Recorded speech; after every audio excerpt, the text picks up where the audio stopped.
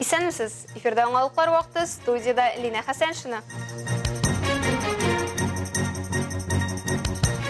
Шорлавыклы буаларны су үсемнәрдән чистарталар.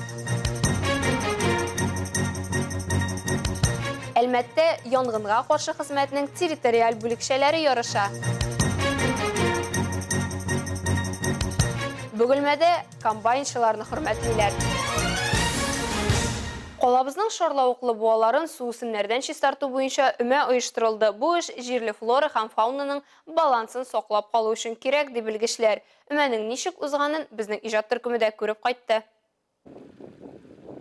Киләсе кайсы сулыкларда озакка сузылган җылылык һәм кислородның артуы нәтиҗәсендә яки суның пычрануы тәэсирендә биологик баланс бозылырга мөмкин. Нәтиҗәдә сулыкларда зәңгәр яшел төстәге су үсемнәр актив үрчи башлый һәм сулыклар ләм белән каплана. Бу факт Әлмәт халкында борчуга салган. Мәсьәләне хәл итүне сорап төрле хезмәтләргә мөрәҗәгатьләр саны да арткан. Сегодня мы производим механическую расчистку каскада прудов от водорослей. Это запланированное мероприятие.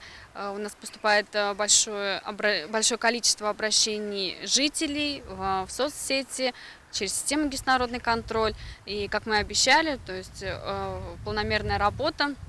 Сегодня вышли с лодкой волонтеры для того, чтобы очистить каскад прудов от водорослей. Сулыкларны даими чистарту көчле пычранудан, сазланудан, шулай ук су үсемлекләре һәм балыкларның һәлак булуыннан саклану өчен төп шартларның берсе булып тора. Аның өчен гадәттә җәй ахыры сайлана. Нәкъ бу вакытта аларның чәчәк ату чоры тәмамлана. Бу вакытта таркалу продуктлары су түбәнә төшә һәм кислородны үзләштерә башлый. Аннан иртәрәк эшләнсә, чистарту балыкларның үлеменә китерергә мөмкин ди белгечләр. Сулыкларны чистартырга волонтерлар теләк белдергән. Алар аны көймәләр ярдәмендә эшләячәк. Бу процесс берничә көн дәвам итәчәк. Рәдифә Нугманова, Диана Юдина, Дамир Курбанов, яңалыклар вакыты, Луч Әлмәт телекомпаниясе. Электр самокатлары киң кулланылышка кирип китү сәбәпле агымдагы елның 1 мартыннан юл йөрү кагыйдәләренә үзгәрешләр кертелгән иде. Әлмәттә ул үзгәрешләрнең үтәлешен тикшерү максатыннан профилактик чара узды. Максаты самокат һәм мотоцикл йөртүчеләр тарафыннан юл хәрәкәте кагыйдәләрен бузу очракларын ачыклап калуына түгел, юл хәрәкәте кагыйдәләрен ныгыту да. Соңгы елларда электр самокатлар халыкның яраткан хәрәкәт итү чарасына әйләнде. Аларда олысы да кешесе дә җилдерергә ярата. Калабызда бу илебезнең зур шәһәрләрендәге кебек үк самокатларны прокатка бирүдә җайга салынган, моңа әлбәттә Әлмәттәге велоюллар шелтәре булуда этәргеч бирми калмагандыр. Катаюсь сегодня я второй раз. Самокат разгоняется до 25 км в час, и это достаточно хватает. На нем приятно очень ехать по городу, смотреть на новые постройки.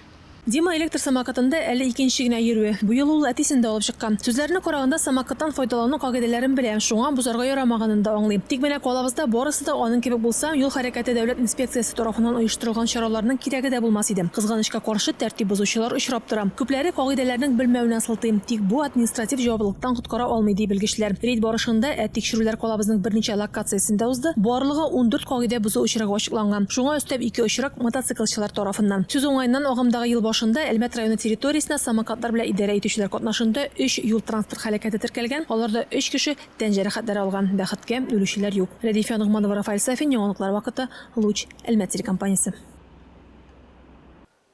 Бүген калабызда Татарстан Республикасы буенча федераль янгынга каршы хезмәтнең территориаль бүлекчәләре арасында көчләрне һәм чараларны хәрби җәелдерү ярышларының 3нче этабы узды. Юбилейный спорт сарае алдында үткән чараны без дә күреп кайттык. Республика күләм ярышларының соңгы этабы берәүләр өчен бүләкләү тантанасы белән истә калса, икенчеләр өчен урта һәм өлкән җитәкчелек составының чираттагы махсус исемнәрен алу белән хәтердә калды. Федераль янгынга каршы хезмәтнең Татарстан Республикасы буенча территориаль бүлекчәләре арасында көчләрне һәм чараларны сугышчан җәелдерү ярышларының 3нче этабында 7 кешедән торган 10 команда катнашты. Данные соревнования у нас проводятся практически с 2010 года, ежегодные соревнования. Сегодня здесь, в городе Альметьевске, мы проводим заключительный этап республиканских соревнований. Всего их проходило до этого 2 этапа. Проходили в каждом муниципальном районе, в городах. В соревнованиях участвуют территориальные подразделения Федеральной противопожарной службы, где показывают, оттачивают свое мастерство в боевых действиях. показывать свой профессионализм. 11-нче янгын сөндерү коткару отрядының 65-нче янгын сөндерү коткару части командасының күрсәтмә чыгышы тамашачыларның да, ярышта катнашучыларның да игътибарын җәлеп итте. Профессионаллар авария коткару эшләрен башкарганда янгын сөндерү коткару бүлекчәләренең гамәлләрен һәм юл транспорт хәрәкәтләренең нәтиҗәләрен бетерүне гамәлдә күрсәтте. Берәүләр ярышларны һәм күнегүләрне күзәткән арада, икенчеләре башкача күңел ачты. Биредә янгын сөндерү техникасы күргәзмәсе, күңел ачу программасы, спорт уеннары, армрестлинг, гер күтәрү буенча ярышлар оештырылган иде. Теләүчеләр янгын сөндерүчеләрнең экипировкасында киеп карый алды. Бердәм Россия партиясының Бөгелмә җирле бүлеге секретаре, Бөгелмә муниципаль районы башлыгы Ленар Закиров инициативасы белән Авыл хуҗалыгы алдынгылары проекты кысаларында ел сайын комбайнчыларны бүләкләү чарасы уза.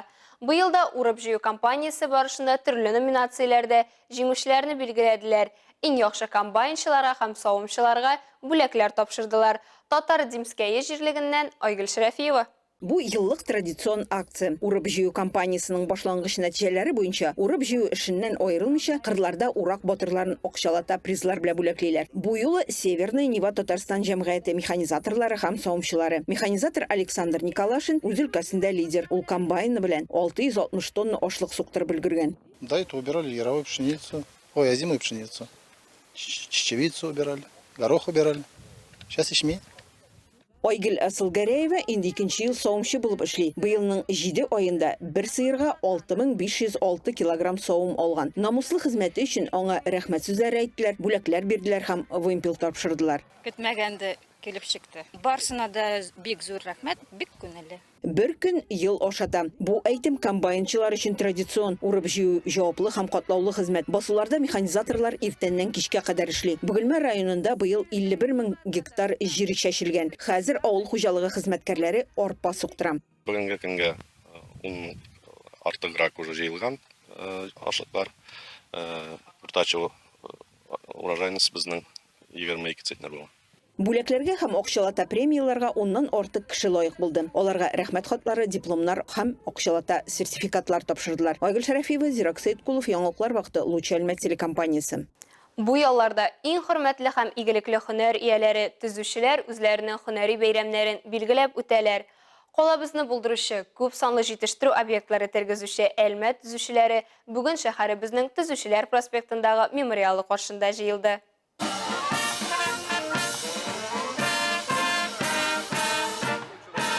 Тынлы оркестр ойрата тонтананы хәтерләтә торган мизгел кебек. Бүген төзүчеләрне хөрмәтлим. Бирегә җыелганнарның һәрбере Нефтьчеләр башкаласының үсешенә турыдан-туры өлеш керткән фидакарлар. Бу хакта үз чыгышында район башлыгы Тимур Долгуманов та искәртте. Ветеранов отрасли хочется отдельно поблагодарить, сказать огромное спасибо за ваш невероятный труд, который вы в свое время, те трудовой подвиг, который вы совершали. Ну и сегодня, конечно, перед ветеранами мы преклоняемся, но современное поколение строителей, для вас стоят не менее сложные задачи. Сегодня очень сжатые сроки, очень большой объем решений, которые нужно принимать, очень колоссальная нагрузка, конкуренция. Все это, конечно, сильно влияет на всех вас. Район башлыгы хезмәт алдынгыларына район башкарма комитеты һәм район советының рәхмәт хатларын һәм матау грамоталарын тапшырды. Үз бүләкләрен Татнефть компаниясе дә җиткерде. Калабыз үсешенә алар да һәр вакыт зур өлеш кертте һәм бүген дә бу эш дәвам итә. И все, что создано на земле, в принципе, значит, сделано руками строителей. Не может никакая отрасль обойтись без строителей. Поэтому еще раз от имени руководства компании поздравляю с этим праздником. Желаю процветания нашим строителям и чтобы у строителей никогда не заканчивался объем работы. Төзелеш өлкәсе хезмәт ветераннарының котлауларын район ветераннар советы рәисе Владимир Яшанин да җиткерде. Ул озак еллар җыенып та быел гына барлыкка килгән төзелеш комплексы ветераннар советы эшчәнлеге хакында сөйләде. Бүген ул 1000-нән артык кешене берләштерә. Шул уңайдан ул хезмәт ветераннарына истәлек билгеләрен тапшырды. Тантана ахырында төзүчеләр һәйкәленә чәчәкләр салдылар. Рәдифә Нугманова, Дамир Курбанов, Яңалыклар вакыты, Луч, Әлмәт телекомпаниясе. Қолабызда юғары хоккей лигасының традицион Альмет Ойлерс Cup турниры башланды. Күркем ғадет бойынша барлық командаларға матчларда эшләүче хөкемдарлар бригадасына миллиси булган бауырсак тапшырылды. Беренче уенда Тарос һәм Югра командалары очрашты. Турнирның икенче матчында Әлмәтнең Нефтяник хоккей командасы Төмәнлеләр белән уйнады. Кичке матчның беренче периодында бәхет кунакларга елмайды. 10-нчы минутта Леонид Лавриненко уенның исәбен ача. 16-нчы минутта Никита Попугаев Рубин командасының өстенлеген арттыра. Но Рубин хорошо играет, шайбы владеет. Но мы должны забивать и отыгрываться. Хорошая игра, только слишком много удалений. Очень хорошая игра. Только 2-0 проигрывают, надо поджать их чуть-чуть и все. Игра очень действительно хорошая, только и момент проигрывают, но мне кажется, что во втором-третьем периоде должны отыграть. Уенның икенче 20 минутында Нефтяник хоккей командасының тырышлыгы нәтиҗәле була. Ислам Хәсәнов калышуны киметә, яшь сакчы Азамат Мәхмүтов исәпне тигезли.